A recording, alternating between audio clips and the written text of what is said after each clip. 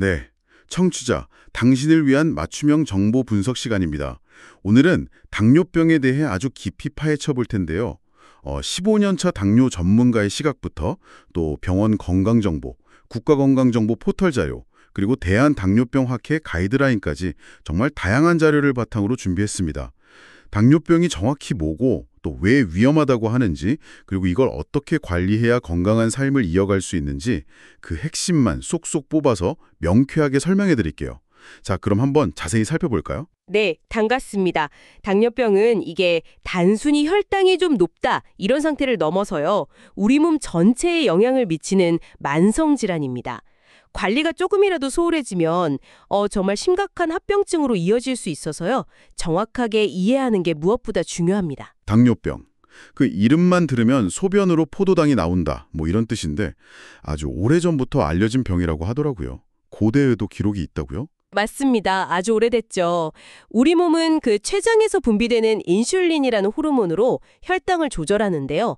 이 인슐린이 부족하거나 이걸 제1형이라고 하고요. 아니면 인슐린이 있긴 한데 제대로 작용을 못하는 경우 이게 제2형, 흔히 말하는 인슐린 저항성인데 이러면 혈액 속 포도당이 세포 에너지로 잘 쓰이지 못하고 그냥 쌓이게 됩니다. 그래서 혈당이 높아지는 상태, 이게 바로 당뇨병인 거죠. 그러니까 포도당이 우리 몸, 특히 뇌나 적혈구에는 필수 에너지원인데 이게 제대로 쓰이지 못하는 거군요. 마치 자동차 연료 같은 건데 지방보다는 에너지 효율이 좀 낮지만 1g당 4kcal, 그래도 빨리 에너지를 내는데 아주 중요한 역할을 하잖아요. 그렇죠. 바로 그겁니다. 그래서 우리 몸에는 식사하면 인슐린으로 포도당을 저장하고 또 배고플 때는 글루카곤이라는 다른 호르몬으로 저장된 포도당을 꺼내 쓰고 이렇게 혈당을 일정하게 유지하는 아주 정교한 시스템이 있거든요. 이 균형이 깨지는 게 문제의 시작인 겁니다. 그런데 당뇨병에도 종류가 있다고 들었어요. 보통 소아당뇨, 성인당뇨 이렇게 부르기도 하던데 정확히 어떻게 다른 건가요? 네, 크게 제1형과 제2형으로 나눌 수 있습니다. 제1형 당뇨병은 주로 이제 자가 면역 반응 같은 걸로 췌장 세포가 파괴돼서 인슐린 자체가 거의 분비되지 않는 경우예요. 주로 어릴 때 많이 발병하지만 성인에게서도 나타날 수 있고요. 전체 당뇨병의 한 2% 미만으로 사실 드뭅니다. 이건 반드시 인슐린 치료가 필요하고요. 반면에 제2형 당뇨병은 인슐린 분비 기능이 어느 정도 남아있긴 한데 비만이라든지 생활습관, 또 유전적인 요인 이런 복합적인 이유로 인슐린 저항성, 그러니까 인슐린이 작용하는 효율이 떨어져서 발생하는 겁니다. 이게 우리나라 당뇨병의 거의 대부분을 차지하고요. 예전엔 주로 40세 이후에 발병했지만 요즘은 젊은 층에서도 점점 늘어나는 추세입니다. 그리고 가족력 경향도 제2형이 더 강하고요. 그렇군요. 그럼 제2형이 훨씬 흔한 거네요. 진단은 보통 어떻게 하나요? 공복 혈당만 보는 건 아닐 것 같고 아까 말씀하신 당화혈색소 검사, 이게 중요하다고 하던데요. 네, 맞습니다. 당화혈색소 HbA1c라고 하는데요. 이게 지난 한 2, 3개월간의 평균적인 혈당치를 반영해줘요. 그래서 현재 혈당 상태뿐만 아니라 평소에 혈당 조절이 잘 되고 있는지 그걸 파악하는 데 아주 유용한 지표입니다. 이 수치가 높다면 인슐린 저항성이 있을 가능성을 좀 더 생각해보게 되죠. 사실 제2형 당뇨병이나 대사증후군을 이해할 때 이 인슐린 저항성이라는 개념이 정말 핵심 키워드입니다.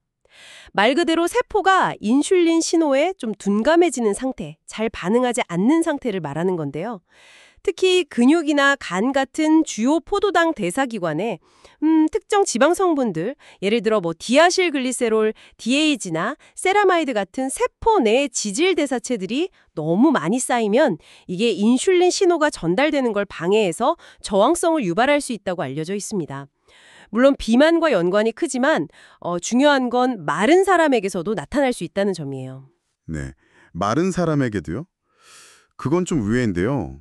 그럼 단순히 겉으로 보이는 체형만으로는 판단하기 어렵다는 말씀이시네요. 하긴 당뇨병은 그 자체보다는 합병증이 더 무섭다, 이런 얘기를 정말 많이 듣거든요. 이게 왜 그런 건가요? 그렇죠. 고혈당 상태가 오랫동안 지속되면 혈액 자체가 좀 끈적해지고 이게 혈관벽에 계속 부담을 주면서 염증이나 손상을 일으킵니다. 이게 전신에 걸쳐서 문제를 일으키는 거죠. 크게 보면 눈 망막병증으로 실명 위험이 생기거나 신장 기능이 나빠져서 심부전, 투석까지 갈 수도 있고요. 또 심경병증으로 발이 저리거나 통증이 생기는 이런 미세혈관 합병증이 있고요. 그리고 더 심각한 건 심근경색이나 뇌졸중 같은 생명과 직결되는 대혈관 합병증입니다. 실제로 당뇨병 환자분들의 주요 사망 원인이 바로 이 심혈관 뇌혈관 질환이거든요. 그리고 또 하나. 발에 작은 상처가 나도 잘 낫지 않고 쉽게 궤양으로 진행되는 당뇨발 문제도 상당히 심각합니다. 그래서 발 관리에도 정말 각별히 신경 쓰셔야 하고요. 와, 듣고 보니 합병증이 정말 무섭네요. 완치는 어렵다고 하셨지만 그래도 관리는 가능하다고 하셨잖아요. 그럼 어떻게 해야 할까요? 가장 중요한 건 역시 혈당을 목표 범위 안에서 꾸준히 관리하는 겁니다. 예전에 DCCT나 UKPDS 같은 아주 큰 규모의 연구들이 있었는데 거기서도 초기부터 혈당을 철저히 관리하는 것이 장기적으로 합병증 위험을 크게 낮춘다는 게 명확하게 증명됐어요. 특히 UKPDS 연구 결과를 보면 제2형 당뇨병 환자의 경우 혈압 관리가 합병증 예방에 있어서 혈당 관리 못지않게 어쩌면 그 이상으로 중요할 수 있다는 점도 밝혀졌습니다. 이걸 종종 간과하는 경우가 많거든요. 혈압 관리. 그것도 정말 중요하군요. 기억해야겠습니다. 그럼 구체적으로 혈당 관리를 위한 생활 습관 개선, 식사나 운동은 어떻게 하는 게 좋을까요? 설탕이나 꿀 같은 단순당은 좀 주의하시고 채소같이 식이섬유가 풍부한 음식은 충분히 섭취하는 것. 포화지방이나 트랜스지방은 줄이고 불포화지방 위주로 드시는 것. 그리고 좀 싱겁게 드시는 거, 나트륨 줄이기. 마지막으로 금주. 이게 기본입니다. 그리고 자료에 보니 비타민 B가 풍부한 계란이나 닭고기, 또 아연이 많은 굴, 견과류 섭취도 도움이 될 수 있다고 하네요. 그리고 운동요법. 운동은 혈당을 직접적으로 낮추는 효과도 있지만 인슐린 감수성을 높여주고 심혈관 건강에도 좋고 체중 관리나 스트레스 해소에도 아주 큰 도움이 됩니다. 방법은 숨이 약간 찰 정도의 강도로 하루에 한 30분에서 60분 정도, 일주일에 3번 이상 꾸준히 하는 것이 좋습니다. 걷기나 자전거 타기 같은 유산소 운동이 좋고요. 만약 약물이나 인슐린 치료 중이시라면 식후에 운동하는 것이 저혈당 예방에 좀 더 유리할 수 있습니다. 그리고 발에 잘 맞는 편한 신발 신는 것도 중요하고요. 발 관리가 중요하니까요. 이렇게 생활 습관을 열심히 개선해도 혈당 조절이 잘 안 될 때는 약물 치료도 필요하겠네요. 네, 그렇습니다. 그럴 때는 이제 경구 혈당 강화제를 쓰거나 혹은 인슐린 주사 치료를 하게 됩니다. 제1형 당뇨병은 인슐린 치료가 필수적이고 제2형의 경우에도 필요에 따라 인슐린을 사용하게 되죠. 여기서 정말 강조하고 싶은 건 약물 치료를 시작하더라도 식사요법 그리고 운동요법은 반드시 계속 병행해야 한다는 점입니다. 이게 기본이에요. 그리고 효과가 검증되지 않은 민간요법 같은 데 의존하는 건 정말 위험할 수 있습니다. 마지막으로 합병증을 최대한 빨리 발견하고 관리하기 위해서는 정기적인 검진이 필수입니다.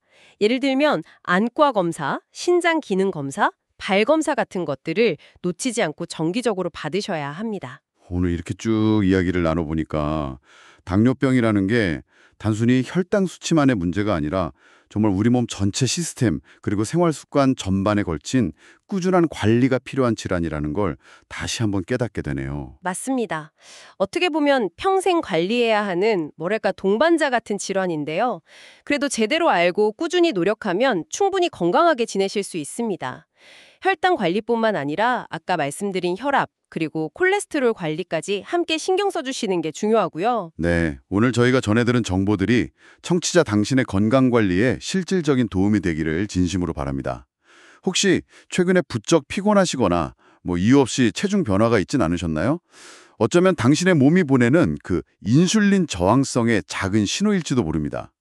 오늘 나눈 이야기들을 한번 거울 삼아서 내 몸의 소리에 귀 기울여 보는 시간을 가져보시는 건 어떨까요? 다음 시간에 더 유익한 정보로 찾아뵙겠습니다.